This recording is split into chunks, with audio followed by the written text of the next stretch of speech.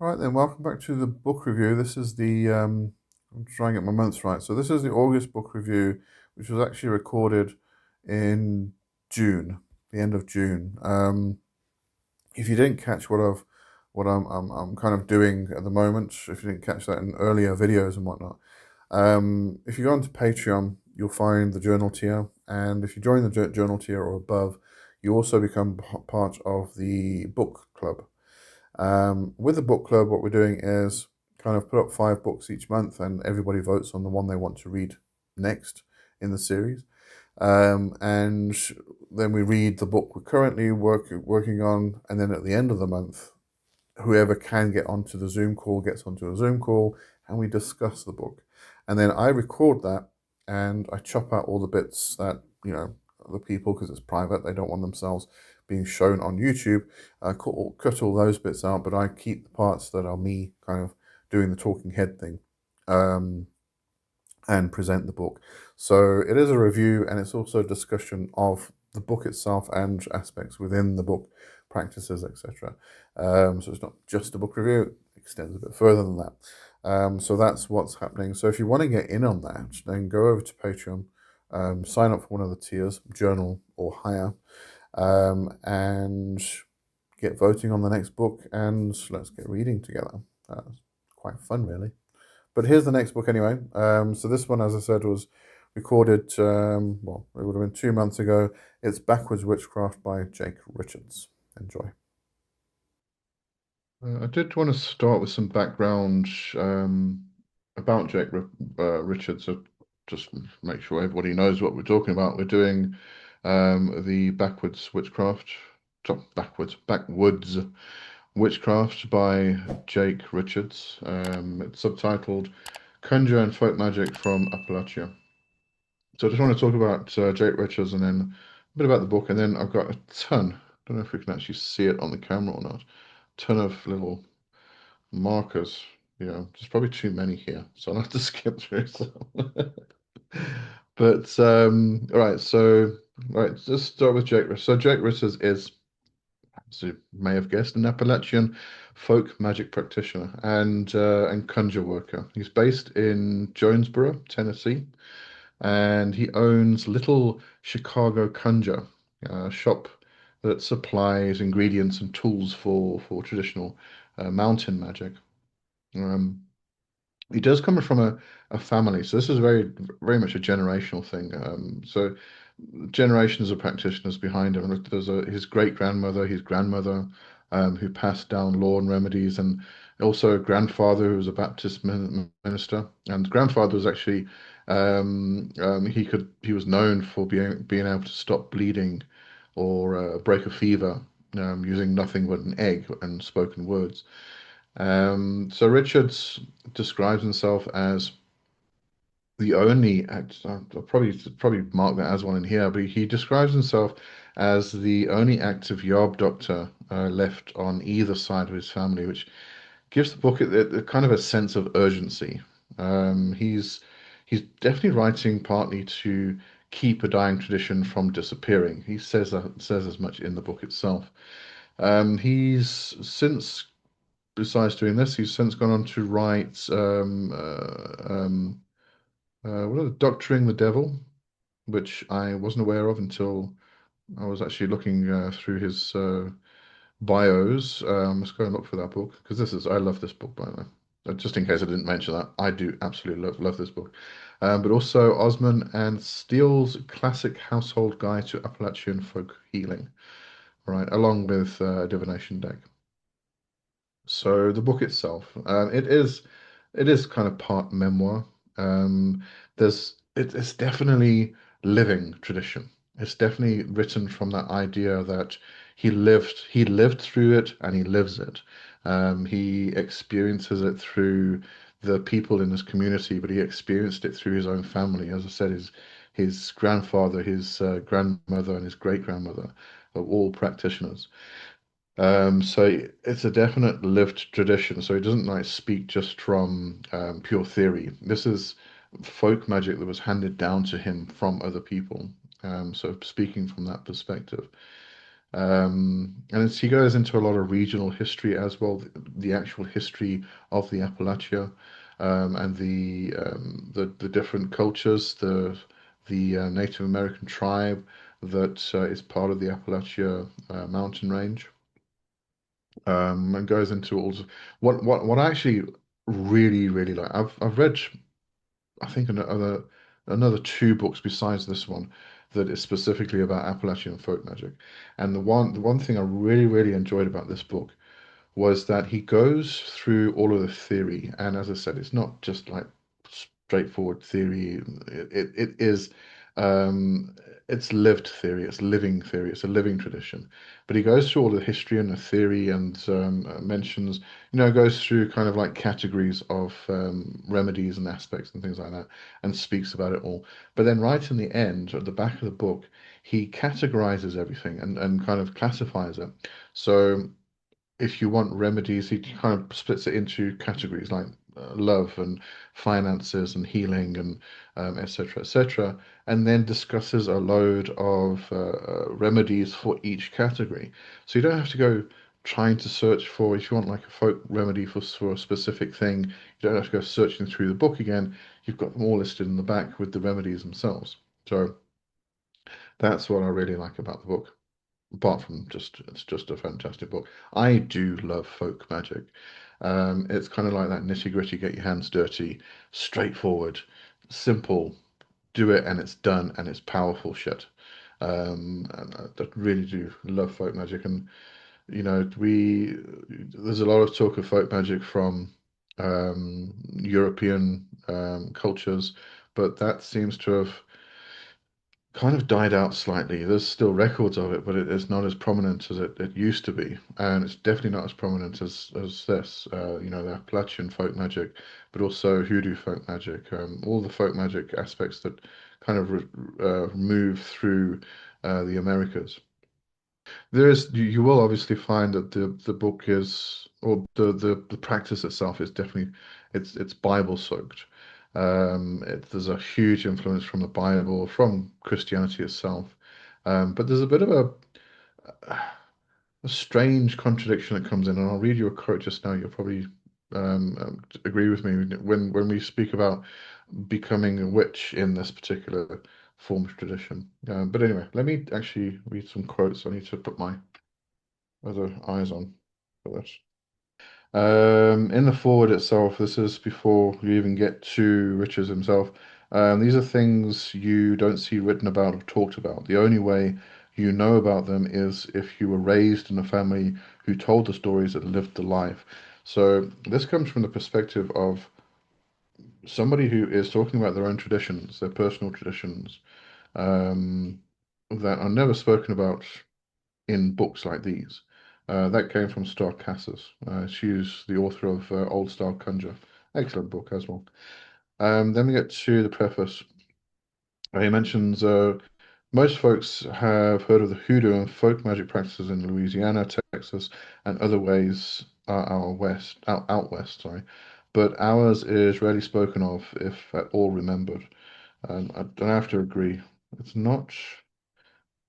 It's not as commonly seen online and in books as hoodoo is, but it's definitely worth checking out, exploring, definitely. Most of the knowledge of these hills has been lost to oppressions of time and poverty. Before this knowledge was known only by memory, and now the elders are quickly passing or they forget. My mother's mother has forgotten due to the Alzheimer's, but she still sees. Um, Young folks are walking around not knowing they have some of these gifts. We need a new generation to keep these roots alive, which is why he's writing this book, really. And I've seen this in other traditions. I've seen it here in South Africa. Had a Zulu friend from years back. He was still very traditional. He had the hut for his ancestors in his garden. He did all the traditional stuff that the Zulus do. And he was talking to me one day about his brother, who's younger, and how the new generations are just not bothered with tradition anymore. They just go off and get kind of stuck in the new technologies and the new way of the world, and they're not bothered with the old traditions. And it really is kind of sad, actually. I've noted here dying tradition. He says, instead, I'll teach you the charms and roots of my family in exchange for your promise to uphold this tradition and preserve it as it is and was and will be. The obviously the other aspect we need to bear in mind here is that this is folk magic. There are a lot of things you can replicate without being in Appalachia, but there is a lot of stuff which relates to the land itself, especially in regard because it is folk magic. So there are going to be many things within Appalachian folk magic. You have to live on the land itself. You can't live anywhere else in order to practice or incorporate it. Do bear that in mind.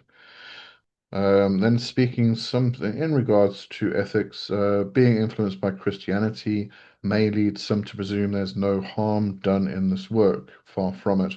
Appalachian folk magic doesn't follow the Wiccan rule of three or the popular concept of karma. It goes by the biblical guidance, an eye for an eye and a tooth for a tooth. My grandmother was quick to get that beet juice when someone threatened the family or just had it or did her plain wrong. So it's not kind of it follows the biblical and the Christian aspects, but there's some twists. And here's one which I found interesting. So we have this very heavy Christian biblical influence, right? And then it says here, in the witch lore of Appalachia, one method for becoming a witch, um, uh, becoming a witch, prescribes sprinkling dirt from the churchyard over a silver platter while renouncing Christ and saying the Lord's Prayer backward. The person would then go down to the creek and state, as Christ's blood washed away man's sin, so may this water wash me from him. So it's very interesting kind of twists and turns here. Um, What's this? Regarding ancestor work itself, this starts very early on. I mean, this is still in the introduction itself, speaks about ancestor work. Um, uh, the first step of this craft is to acknowledge your ancestors, and I think that should be the first step of any craft, really. I think everybody should be acknowledging their ancestors, working with their ancestors, because once you do, I only came to this later on, the ancestor aspect. I only came to it very much later on, and I do wish it was like the first thing I would have done within my own personal practice. There's definitely got a ton of value. Being connected. Oh, this is a good example of being connected to the land and following the seasons through it. So, oh, at this time of year, saplings are dug up from the woods and planted in the front yard of one's house, one for each potential or current lover. Each tree is named after the beloved, and the tree that thrives and grows past midsummer is the one who truly loves you. Goes on here to say, during these winters, a symphony of flowers arrives to the Appalachian landscape, blooming and disappearing over and over. Folks are off to Easter dinners, getting into spring cleaning in the attics and closets, etc., etc. This whole section is just he kind of takes you through an entire cycle of the year and what happens with the trees and the plants and what you do with them and actually really connecting with the land itself. And I think a lot of people have disregarded that in modern practices. Then the actual traditions that are incorporated in Appalachian folk magic. So he said actually still calls it American folk magic. It is a melting pot of practices stemming from Irish, Scottish, German, Italian, and other European sources, as well as African and Native American sources. It was the actual Native American tribe is the Cherokee on the Appalachian Mountains. This then brings me what we mentioned previously about the becoming of the witch. We then come to the idea that folk practitioners don't like to be called witches. They are folk practitioners. They practice a form of healing, of folklore. So they don't actually like being called witches. It does say here, here is the perfect place to fill you in about what mountain folks think of witches and how they differ from the doctors and the healers. Witches were thought to have made pacts with the devil, read the Bible backward, and consulted with demons to gain their conjuring knowledge. This belief stems from Europe, primarily, where these same beliefs are rampant throughout records of the Inquisition. So it goes on and on, talking about initiations into black magic and stuff like that. So there's definitely that. I mean, there is the aspect of becoming a witch and doing those particular rituals within the Appalachian folklore, but at the same time, it's kind of something, probably something that's frowned upon. All right, because these practitioners, they are doctors, healers. They wouldn't actually call themselves a witch, and this extends into Europe, England, everywhere else. You find like the cunning folk, for instance, would not call themselves witches. So the word witch is has taken on a kind of a very modern um, acceptance, really. So it's interesting to note. Oh, this was interesting. So there's something I do. I don't know. I just decided to start doing it one day. It's nothing I read about, heard about, or anything like that. But whenever I go for a walk and there's a coin on the floor, I'll pick it up, and specifically, I'll pick it up, I'll put it in my left pocket. When I get home, I've got like a jar that I put it into where I collect the money. I call it saving the money. All right, not about saving money, it's actually saving it from being rejected. And it's close to my front door. And then I was reading this, and it says another tradition was always keeping a jar of money by the door to keep the money coming in. The jar was filled with money that one found on the sidewalk or elsewhere, and it was collected in anything from an empty peanut butter jar to an old crock pot. Cornmeal was always sprinkled at the bottom to make a soft dirt for the money and to keep it off the hard bottom so likewise the family would be kept off hard times. I'm gonna have to put some cornmeal in mine. Um, and let me tell you, no matter how hard life was, we were always given or found some money, and not a day went by that we didn't have some type of food to eat as long as that jar sat by the door. Yeah, and I don't know where it came from, just decided to do it one day. I said here, I love that saying, as Maman always said, God gave you two ears and one mouth so you could listen twice as much as you speak. Yeah, I do like that saying. I'm gonna start saying it to my child. Yeah, which is good though. All right, graveyard work. In Appalachia, this isn't seen as odd or in the least bit pagan. It's common sense and manners. It doesn't matter if someone's dead or not. You never eat, drink, or smoke in front of someone without offering them some, especially if you know they like it as well. We do this in life. If you have guests around, if you're eating something or drinking something, you don't just sit there and eat and drink by yourself. You offer some to them. So when you're at the graveyard, do the same thing. You know, these are still spirits that are there, that we can work with and we can interact with. So give them offerings, give them some food, some graveyard lore. I do like graveyard lore. So let's see what this was. I encourage you to use the previously mentioned ways of protecting yourself from haints. Other precautions I take at a graveyard include the following. Never step over a grave, as it will bring misfortune. Don't point at a grave, or you'll be stricken with illness. Come alone and leave alone. And as you leave, do not look behind you until you pass the first crossroads home, or you'll be vulnerable to a spirit hopping on your back. I won't even look in the rearview mirror of the car until I pass the first crossroads. You can avoid this vulnerability by wearing a hat of some kind. Most folks always wore a hat or bonnet to funerals and grave decorations anyway. I love graveyard lore. I like to work with the graveyards. The tools used in this work are common, so no need to worry about buying expensive things.